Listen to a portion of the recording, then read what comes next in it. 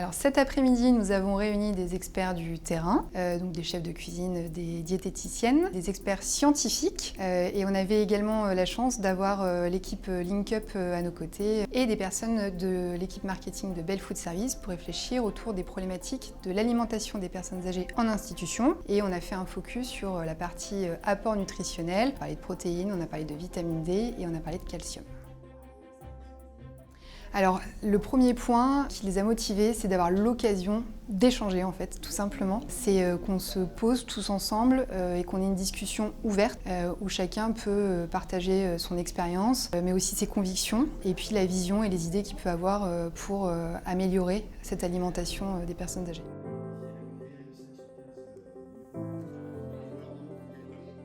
L'intervention de nos deux experts scientifiques sur des sujets très complémentaires, sur l'importance du goût et du plaisir de manger pour nos personnes âgées. Puis dans un deuxième temps, on a eu l'occasion d'échanger en sous-groupe sur différentes problématiques, ce qui nous a permis d'avoir un moment d'échange privilégié où chacun a pu s'exprimer, partager ses idées. Les prochaines étapes après ça, déjà, c'est de digérer parce qu'il y a eu beaucoup de super bonnes idées et donc il y a un moment, il faut digérer et puis prioriser, se dire qu'est-ce qu'on peut faire là maintenant à court terme, à moyen terme et à long terme. Donc ça va être le premier point.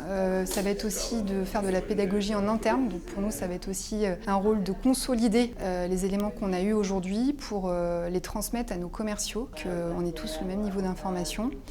Et puis si je vois un petit peu plus long terme, continuer à organiser ce type de session parce qu'on est persuadé chez Belle que les solutions, ça passe déjà par se mettre autour d'une table et échanger.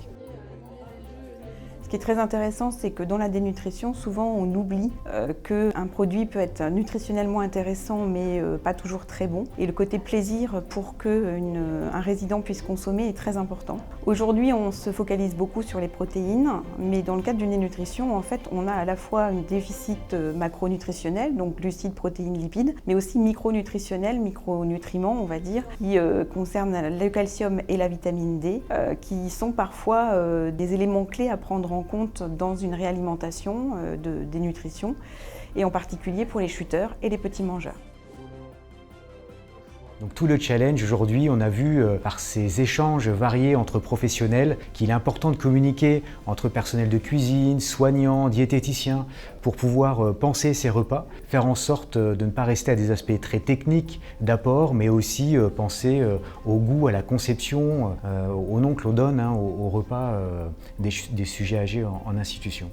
Écoutez, je suis agréablement surpris de cette journée parce qu'on soulevait des thématiques et je vois qu'il faut avancer de plus en plus sur la dénutrition, sur des points très sensibles par rapport aux chutes par exemple. Et on a eu plein d'apports, d'informations de plein de personnes, des experts, que ce soit des chefs de cuisine, des nutritionnistes, voilà. Je trouve que c'était vraiment très intéressant, encore plus que la dernière fois. Plus on avance dans le temps et plus nous professionnels, on a des réponses à nos questions au quotidien. En tout cas, merci pour cette invitation, merci à Belle pour cette initiative parce qu'elle est fabuleuse.